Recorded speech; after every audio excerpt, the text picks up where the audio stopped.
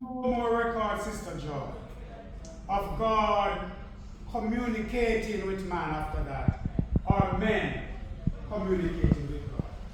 And then after a few children were born, and the earth began to be populated with people, we hear of this son that Adam had by the name of Seth. And it says that he had replaced Abel. A lot of people do not understand that in replacing of Abel here, it doesn't mean that Adam didn't have other sons before. We see as if Seth was just as righteous as Abel. Yeah. So he said he had replaced the one that Cain slew. So he got a son that seemed to be more associated with God. And then Seth had a son, and so on.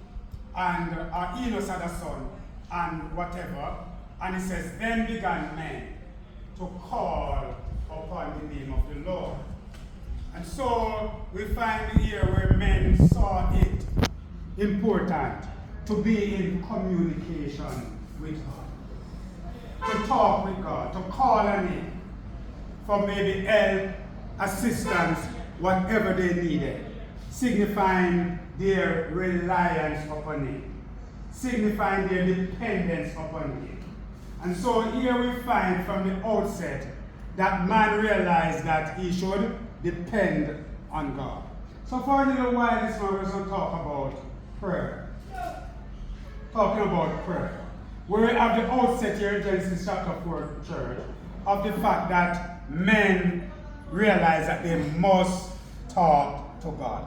Sorry. We can't disassociate God from us. Over in the Old Testament, between the book of Malachi and the book of Matthew, we have what is called 400 silent years, where God never communicated with Israel anymore. There was no prophet, there was no dreamer, nothing like that. I remember earlier on, even in the book of Samuel, we find out that in the time of Samuel, the Bible says that the word of the Lord was very scarce.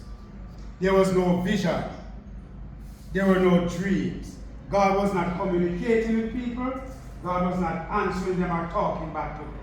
You understand? And so there are times where we must understand that God can become very scarce. And sometimes even in our very own land, we may think that God is listening, we may think that God is hearing, but God can be silent. God cannot be responding any at all when we call upon Him or when we talk to Him. So God can become very scarce. It's therefore our